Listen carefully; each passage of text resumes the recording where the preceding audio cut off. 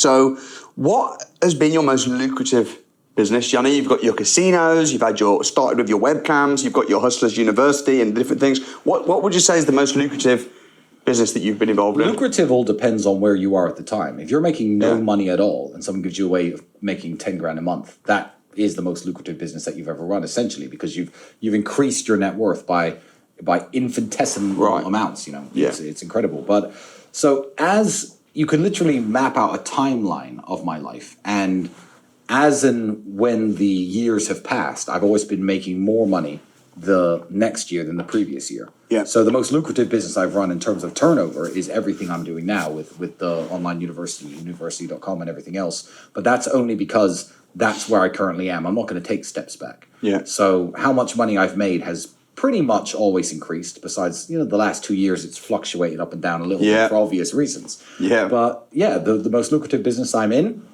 is the business I'm in right now. However, I would say the one that made me my first initial money was sales. I was a salesman. I started off in knocking doors for Anglian Windows, like a lot of young men did in England.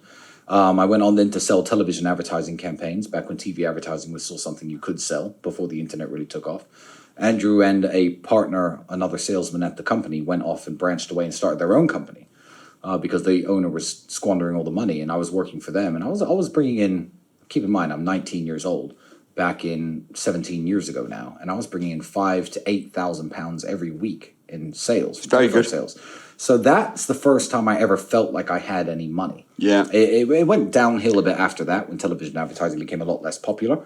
And then I came up from there. But that's the first time when I'd use my debit card for things, but not have to think about how much was on there, which is a very good feeling. Yeah. Now I don't care what I buy. And now everyone knows I'm wealthy because Andrew and I are now at the point beyond pretending. You can rent a Lamborghini and take a picture in Dubai and pretend you're rich, but when you have $6 million cars with your name, inscribed on them, and you're flying around private jets everywhere, you clearly have lots of money. So we're at the point past what people can pretend. And yeah, I've never felt richer than when I was maybe 19 or 20 years old, though. Yeah. Never, ever. I had no food in the fridge, and then I went from no food in the fridge to I can rent a nice apartment, 4 or 5 grand a month. I can finance a nice car, a Porsche, BMW M4, things like that. Yeah, I felt very rich. Well, I remember Andrew Tate back in the day saying that if you're worth about 30, 40 million, the difference between your lifestyle and being a multi-billionaire is very, very small. Well, I don't know if you agree with that, or he's changed his mind since now he's worth more. He said that back in the day. I'd say probably 75 to 90 million is probably the number, to be honest. Well, inflation is probably the same story. Yeah, inflation's taken a chunk of everybody's ass, but essentially what he But his net worth was probably that at the time, because you always feel like... Yes, but yes. He's like, there's no point being richer than me. But now I've surpassed the 75 to 90 number, certainly. And the idea behind of what Andrew's saying is, the richest people of the world, the billionaires of the world, fly the same way I fly. If they wanted to buy the best car they could only buy a car equal to mine. Yeah. There probably are some houses that I couldn't afford. I don't know what the most expensive houses in the world are, but...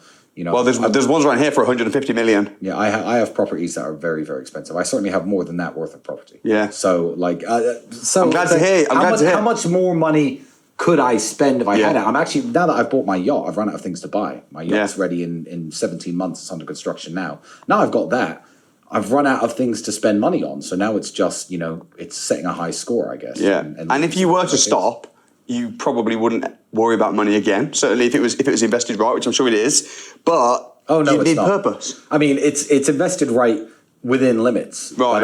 But Andrew and I are spenders. We've always been the spend what you've got guys. Yeah. And back in the day, people assumed, probably before we were on the internet, when we were kickboxers, people assumed we were richer than we were because we had a secondhand Aston Martin that cost me £60,000 back in the day.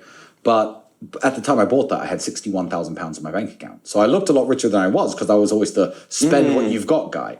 We only started investing when it got to the point where there was nothing else to spend money on. Really?